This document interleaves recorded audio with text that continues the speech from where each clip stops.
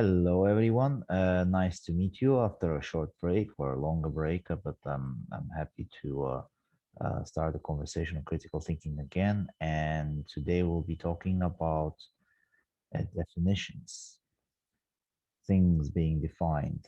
So it's actually quite an important topic in logic, and it is an important topic in well, almost everywhere in scientific thinking and critical thinking, and all the way to practical application in law. Uh, it's not an easy thing, and actually, it's nowhere even close to be something that has been really defined. Sorry for the pun. It's not intended, and it isn't easy to talk about it being not a native English speaker, but actually, it doesn't really matter which language it is. So it's more of a discussion on the language here. So I'll start with the fact that in order to reason, we do use mostly language. I mean, that's the thing that we best at describing things and talking to other people about. And language has a number of functions, so it obviously directs us to do things. It is expressive. It forms other functions, maybe more of a ceremonial or performative nature. When we actually not convey information, but majority of the functions, specifically the one that talks about logic, is informative. When we convey information, and when we do that, we also do it without prior information. So that information actually contains some of our beliefs in it, and it's a normal thing that that we say provide information, but that information usually and quite always has some other meaning behind it, and this is what we'll try to understand. I'll say an example: a lady with a boyfriend walks past the window and she sees flowers and she says, "Oh, what beautiful flowers!" And there are actually a number of things, that could be just an expression of flowers are. It could be a direction. It's a direction to action. So boyfriend goes and buys her flowers. Uh, could be just an information. But things, all of these things in language depends on context, which is why humans are so unique in a variety of very different possible contexts to um, denote one thing, completely different way.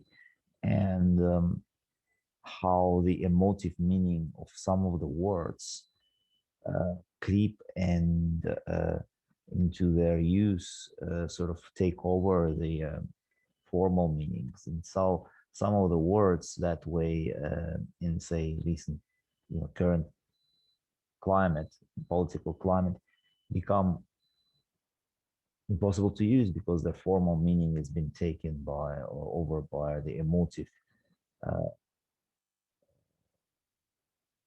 word meaning, so that these words become emotionally charged.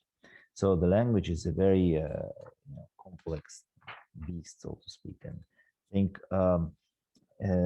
in addition to forms of language, there are some uses of it. You can use it in informative form. You are kind of declarative, and that when you're reasoning, our sentences are in that kind of form. But sometimes you can, like the previous example with a lady and seeing the flowers, um, that's kind of an exclamatory form. You could say, "Oh, that's fantastic," but actually you're conveying information that you like something. Yeah, and you can do it interrogative. I mean, say a person, so be asking rhetorical questions, and they also have charged meaning in them. Say somebody says, "I believe in God," and someone will interfere and say, "Well, please define what you mean by God," or, "How do you know?" Both of these are charged with beliefs.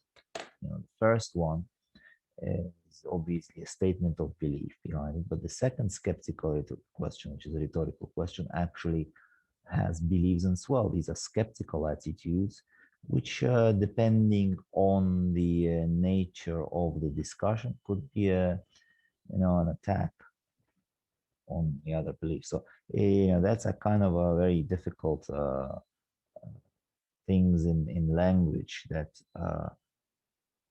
it's hard to untangle. I mean, we'll probably spend another good hour on this.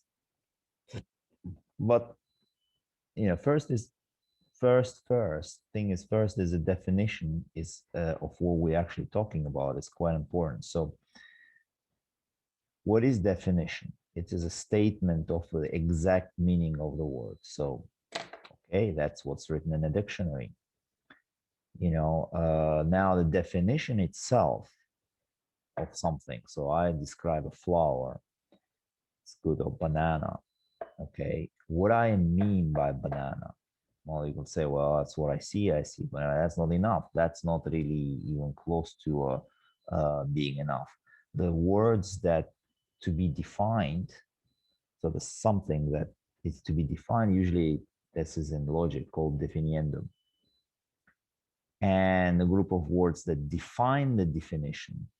Sort of, sorry for the tautology, but defines what is being defined. It's called definiens. It's not necessarily the meaning of the word, but it's something that conveys the same meaning in a different way. So let's say a banana. Okay, in a dictionary, that will be written as uh, elongated, usually tropical fruit with soft, pulpy flesh and close and soft and usually a yellow rind, and that is a definiens. So the both of them are actually part of a definition. So the first is actually denotes the meaning. So that's the banana. And the second, definiens, uh, basically describes it. And they're both kind of critical to understanding because, if you were to say, well, that's a very clear definition of the fruit, but, there are some cases when things are not very clear. Just to repeat again, the definiendum is the group words that are need to be defined, and then definiens, the things that do the defining. So they kind of conveying the same meaning in a longer sentence and longer words. Now the issue is that it's not an issue, but things sometimes are easy to define, like a group of flowers and group of fruits. But sometimes there may be some, even in the banana case, there may be bananas that are not, that not actually fall in that part. So say green banana. I mean, there are other bananas that may have different colors of the rind, and therefore that definition is not precise enough and needs to be changed. And this definition of the many terms of like this, especially anything to do with um, something that outside natural form, natural world is very difficult to define.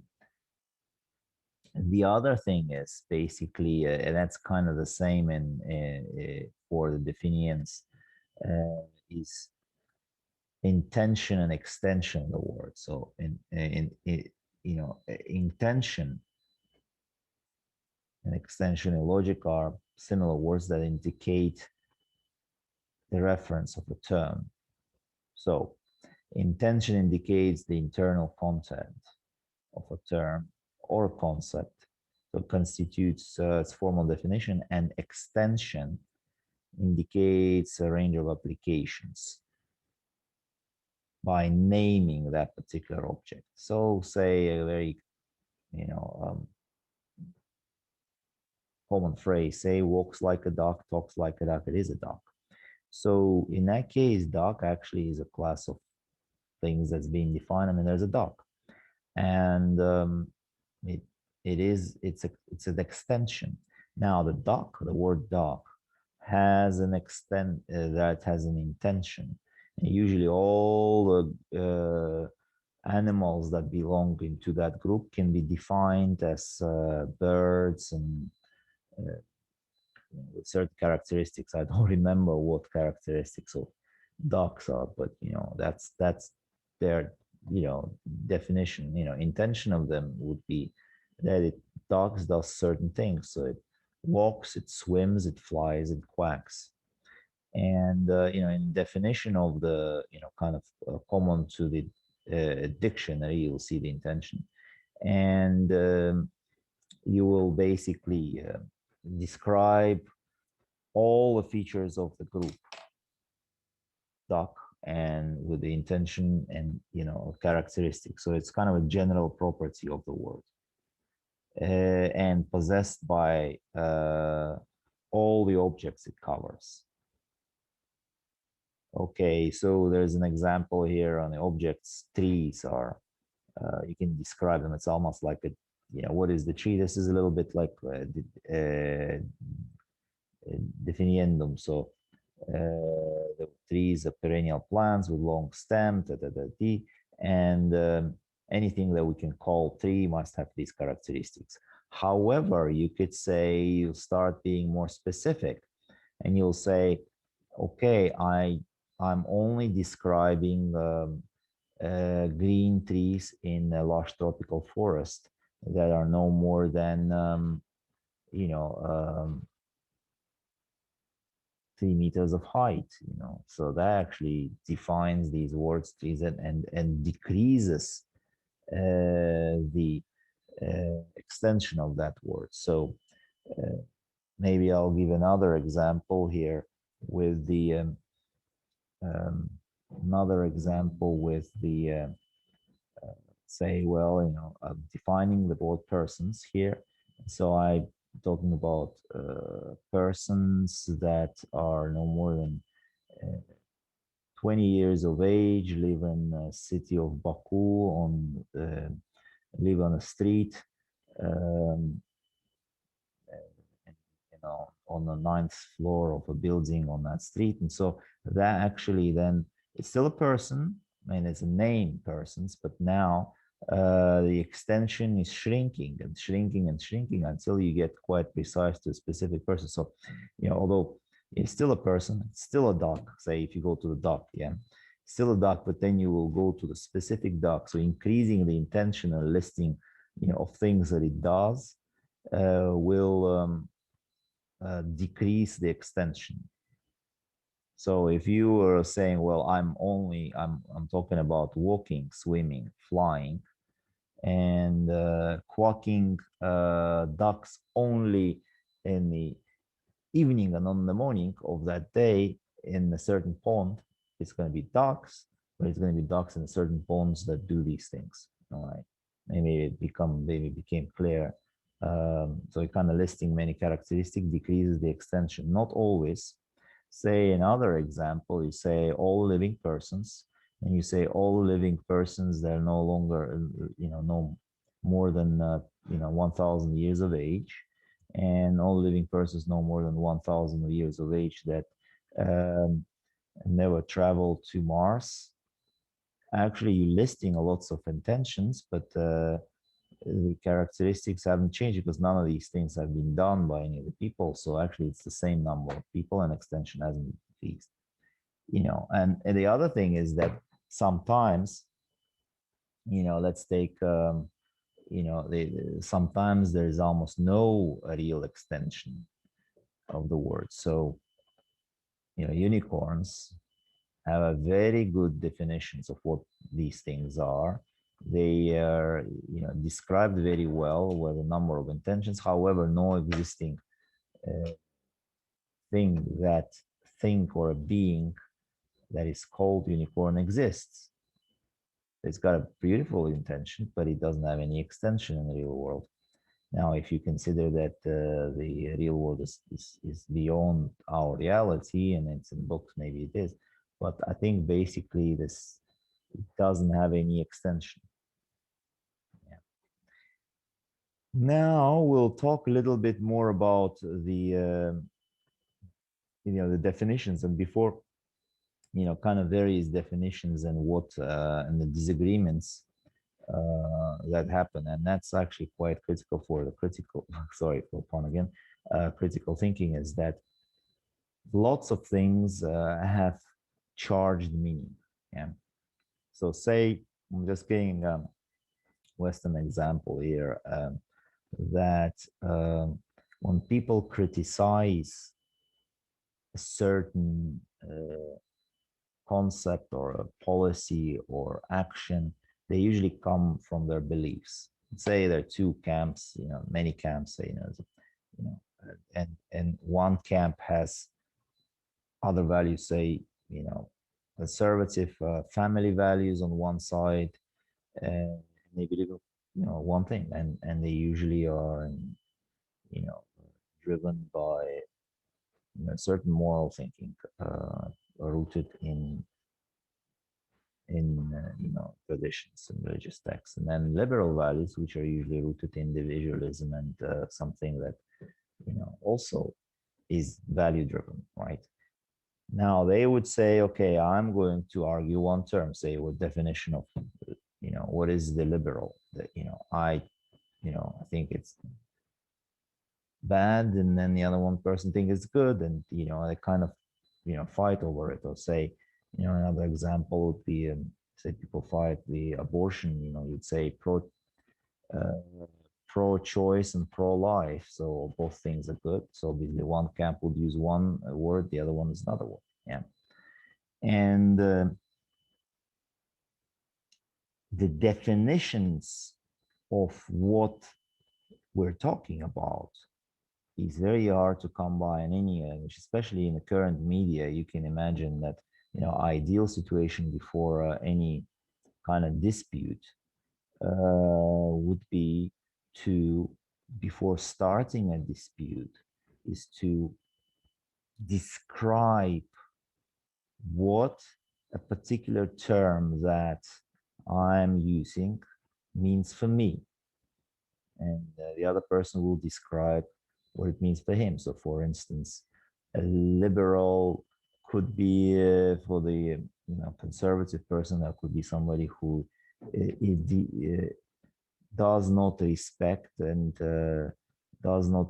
values, traditional values, and doesn't, and wants to have a redistribution of wealth and a communist and so on. And somebody who is liberal would probably think that the definition of liberal would be to, somebody who recognizes and encourages diversity of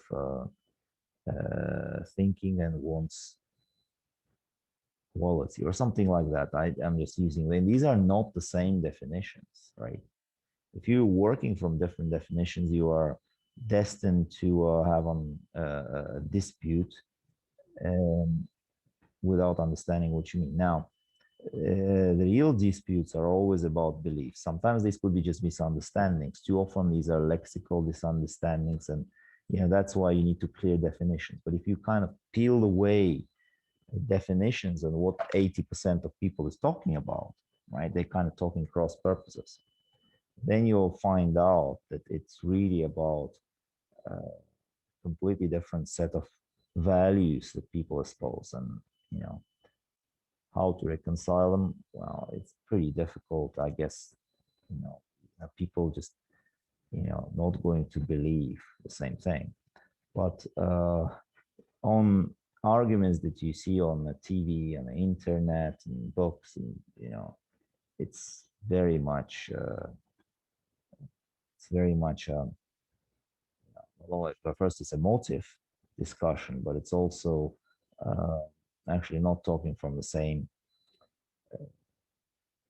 set of things that you actually can be able to get a reasonable argument about. Yeah.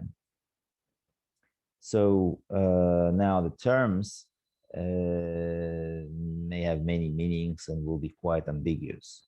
And I think we'll talk about these later, but I think today we'll talk a little bit on the various definitions, and I think it'll probably help us to um, do things a little better. So, when you define things, usually use easier things, say whatever is in a dictionary, and that's kind of a lexical definition. Uh, so that kind of reports the meaning of word that's already in a language. Um, that probably is helpful if people agree on the definition of the word. If it's a bird, I guess that's not a problem, and it's defined in a language. That is not really hard to do.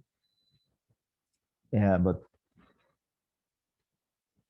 you can't do it to all the words. Yeah, there's the stipulative definition is when it assigns meaning to the word for the first time. So it usually something that coins uh, new word or giving definitions to rechanging the old word. Yeah. So you could say, well, selfie emoji and all these things. So for that, you also need some sort of consensus. So in lexical definition, the consensus have been achieved a long time in the past, but in these new stipulative uh, definitions, you will have to create meaning. And who does that? And that's actually quite interesting. Is that who does the definition? Are the people who are doing the definition are going to be uh, reflecting the majority or not? And this is kind of difficult. What if you didn't agree with it? I mean, I'll give you a good example of that. So somebody stipulated word, say cisgender. Yeah. Did I agree with that? Being a person who is defined as a cisgender male. No, I probably didn't. Somewhere that agreement has been made. And then you say, well, what about me being left out of that agreement? Or, actually, I didn't really name my nation same way. So Azerbaijanis, for instance, what if I wish to call them Azeris? I have no recourse to arguing about that because I don't have a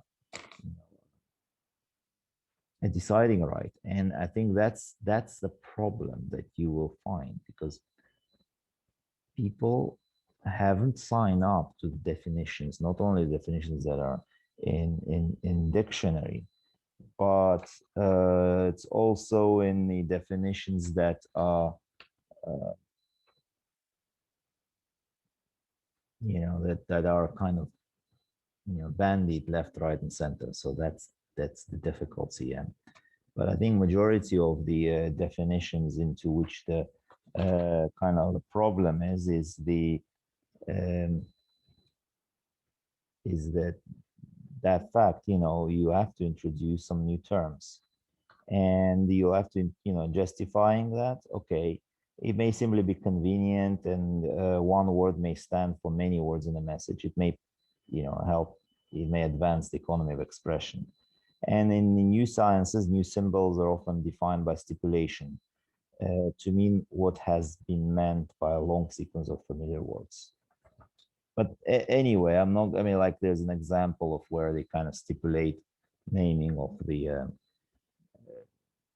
naming of the terabytes. There's some conventions that people get together and say, well, we're going to name these.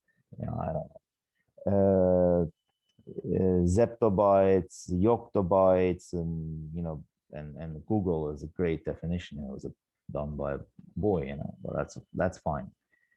By the way, if you didn't know, Google and Google are spelled differently. Uh, Google is the number with 100 zeros in it. But anyway, back to the discussion. The other definitions is precising definitions, and they kind of there to reduce vagueness of of the word. So, for instance, here is an example of word poor. It's quite vague, and lots of words are like that: poor, rich, simple, complicated, etc. If legislation introduced to kind of give the financial assistance to the poor, you have to make a definition. And definition will say, well, poor in this constant means that somebody who has annual income of less than $4,000 and so on is an example of definition, and usually do it in legislation. I'm sure you have to do it now. People will disagree again. And the other definition type is the persuasive. These are definitions put forward to resolve a dispute. Yeah. And the objective of persuasive definition is to influence the attitude of a reader. And usually they are kind of done in political speeches and editorial columns and so on. There may not be in definitions of the definitions of dictionary, and because of that, they are basically part of the emotive language, and they actually convey, manipulate you a little bit. Yeah, more or less, actually, some manipulate. Theoretical definitions is the one that attempts to formulate theoretical characterization of the object, or purpose is to formulate a theoretically adequate or scientifically useful description of the object. So that's that's kind of a maybe less controversial. I mean, because it's um, science, you think, but that's not necessarily the case. Let's give another great example. Defining the word planet. Somebody had to sit down and agree what the planet is. When the planets were only nine, and it wasn't really hard to do.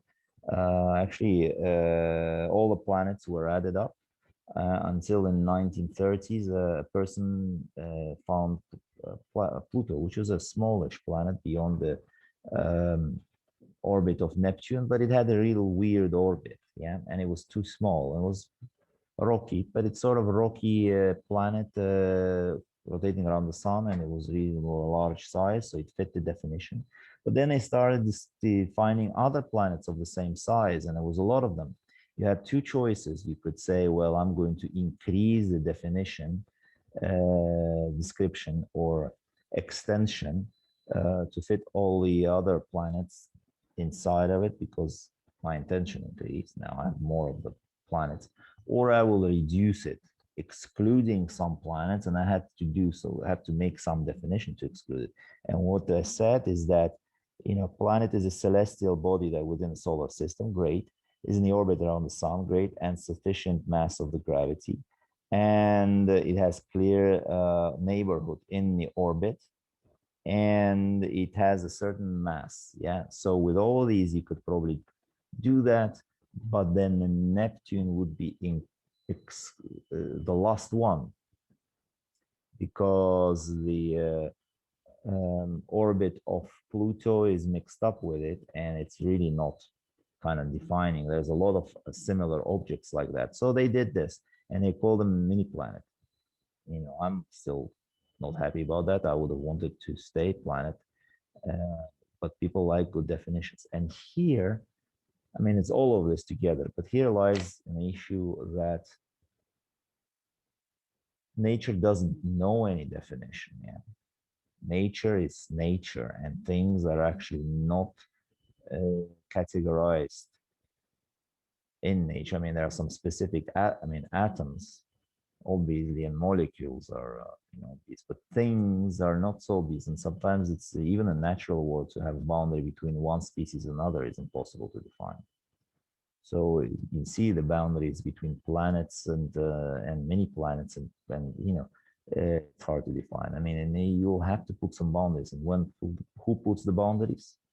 People put the boundaries. It's very important to remind that people do put the boundaries themselves. And you can define extensions and intentions yourself. So you would say, an extension, or which is kind of the duck of the word, can be denoted, and that definition identifies that extension by listing the members of the class of objects to which the term refers. Yeah, so you can list all of the denote, all the buildings, and all the skyscrapers, and you denote all the skyscrapers in the United States, and talk about it. So you can sort of say, okay, all of that class is now called skyscraper. So that's probably the easiest, but sometimes things could just be pointed out. You say, well, you will point at something and say, there's a duck. Or you call it quasi-ostensive definition when you gesture and point it, and then you describe something and the descriptive phrase, not deceptive. I apologize for that. Yeah. And then the intentional definitions there are several of them. So the subjective, there are the sets of attributes that speaker believes to be possessed by objects denoted by the term. Yeah, because I believe that. And I kind of describe that the objective is the total set of attributes shared by all objects. And then obviously there's a conventional intention. This is the commonly accepted intention of the term, and criteria generally agreed upon for deciding with respect to any object, whether it's a part or extension of that term. And here, that intention is something that is agreed by all people or some people. And this is kind of another, as I said about that problem, is basically um, that, who is the one doing the defining. Now, one may seek to explain the intention of the term by tying definiendum to some clearly describable set of actions or operation. And you can call that operational definition. It's actually a scientific term that was first used in scientific theory. For example, in the wake of the Einstein theory success, could no longer use the Newton's laws. It was proposed to define operational terms, sort of means of the operations actually undertaken when we measure distances and durations and so on. And you kind of use that term until you all agree to the final decision, the final definition of the theory. So theory is completely accepted, and now you get to the theoretical definition. But before that, you sort of use some operational terms temporarily. And basically, just to summarize, there's 5 types of definitions: stipulative and lexical, precising, theoretical, and persuasive. And there are 6 techniques for defining the terms. So in extension of technique, you'll do definition by example or pointing or between the two. And then for intentional technique, you will also use the operational definitions, definition by class, which I didn't describe here, and the synonymous definition is kind of a definition which a word of one thing defines the other. But I mean, these are kind of moral logical apparatus you might want to know, might not want to know, but the point is that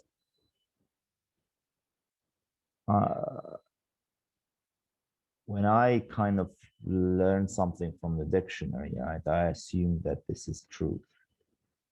And some things are, you don't have an ability to check everything, every scientific theory. I mean, it's impossible, and it's been done for you, so you rely on others.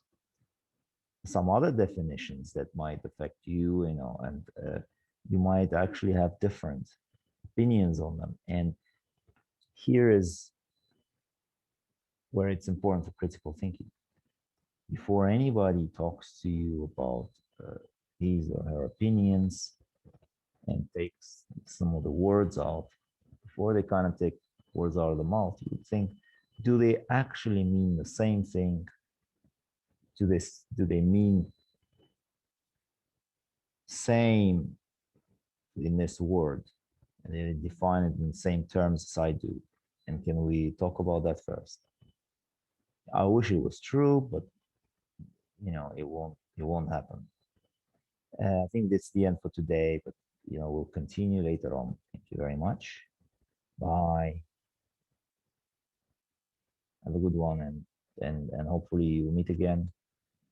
Send me your reactions. Bye.